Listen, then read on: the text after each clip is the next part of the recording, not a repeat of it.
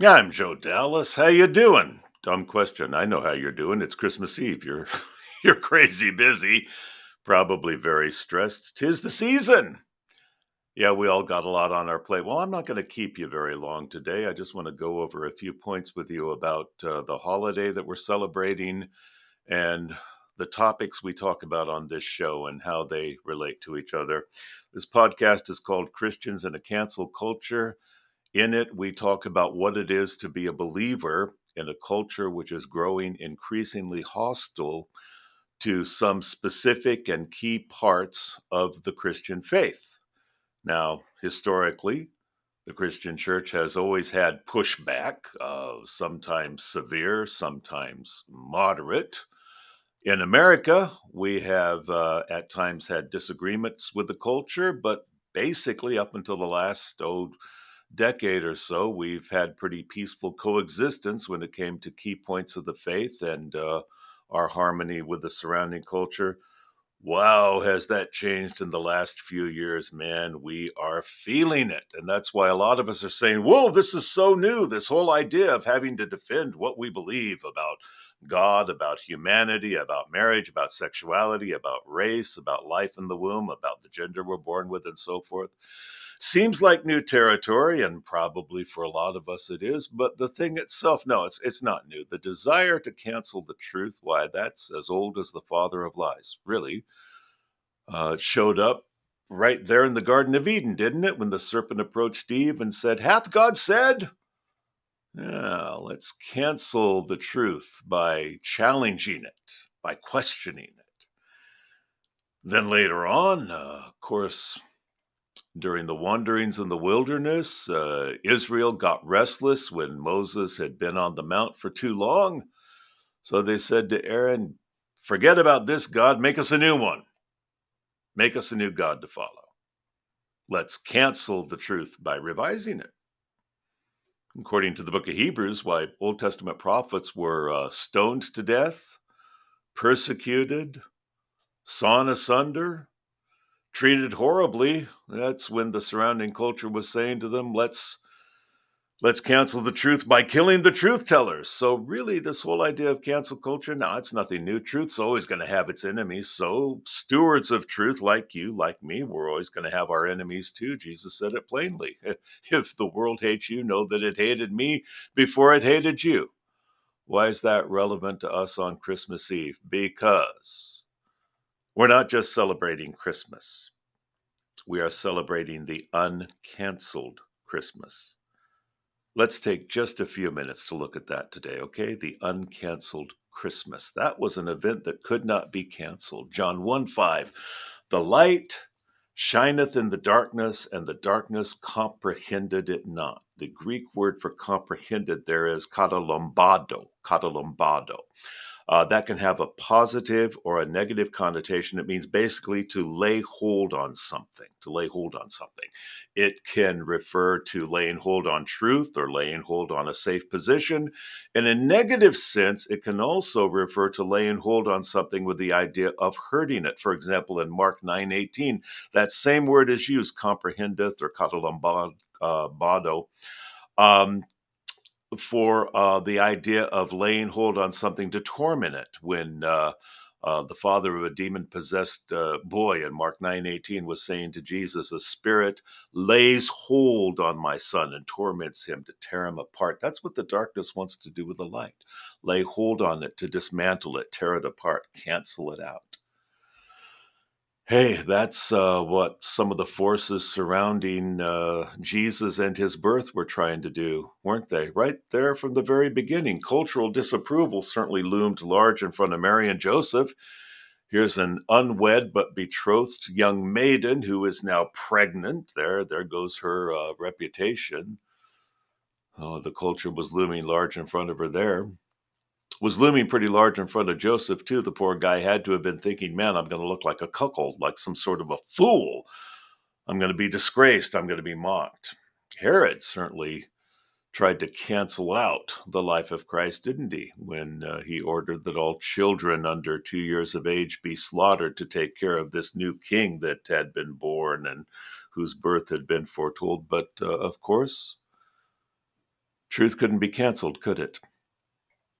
I mean, what we're celebrating tonight, it was foretold, it was foreordained. But again, why? Why such stubbornness, such tenacity about God protecting his truth?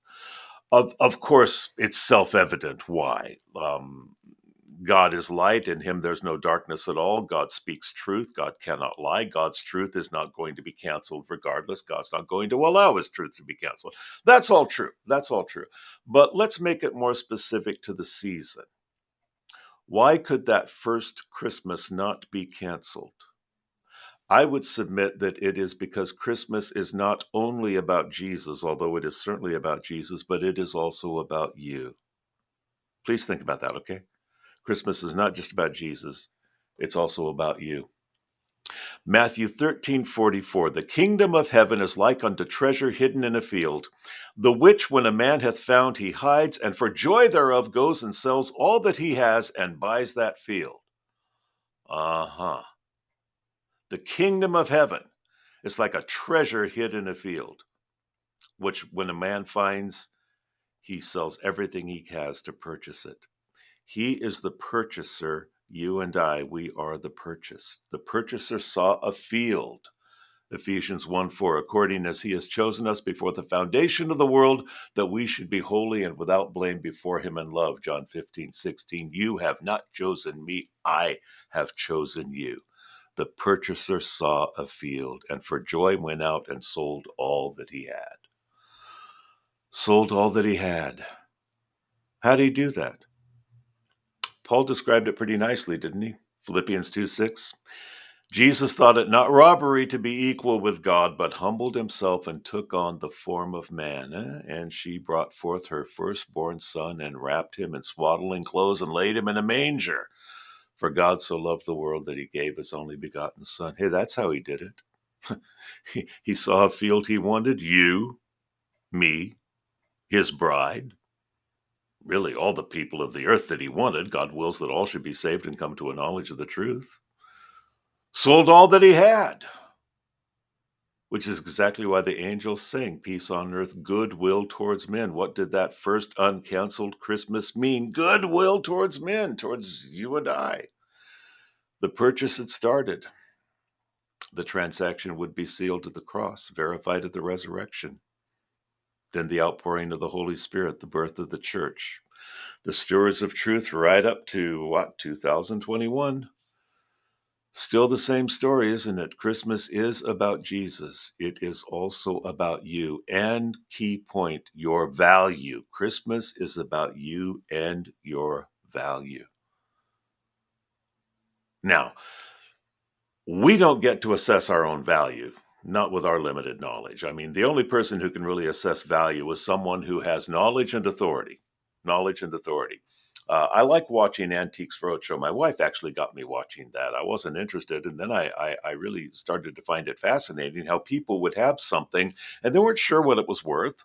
So what did they do? They went to somebody who had knowledge and authority, somebody who could take the thing and assess it and say, this is what it's worth. Sometimes people were surprised to find out how little it's worth, but often it's a lot of fun to see people bring in something that they didn't think was that valuable and find out, oh, my word, this is worth, $20,000, $30,000, $50,000. Somebody with knowledge and authority says so. Well, that means, yes, it is so.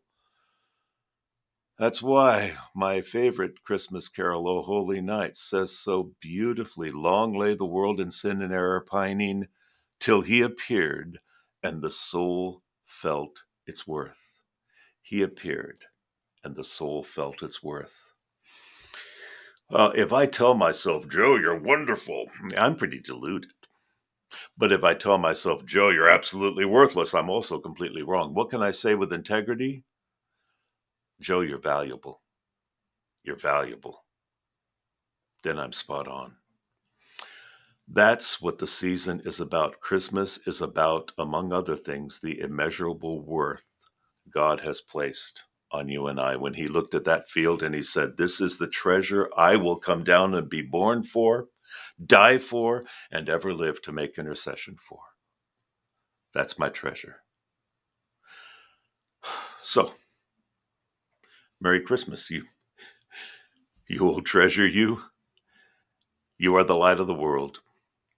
The light shines in the darkness overcomes it not. And it never will. He appeared. May your soul feel its worth. I hope you have yourself an awesome, blessed Christmas. And I'll see you next week. God bless you.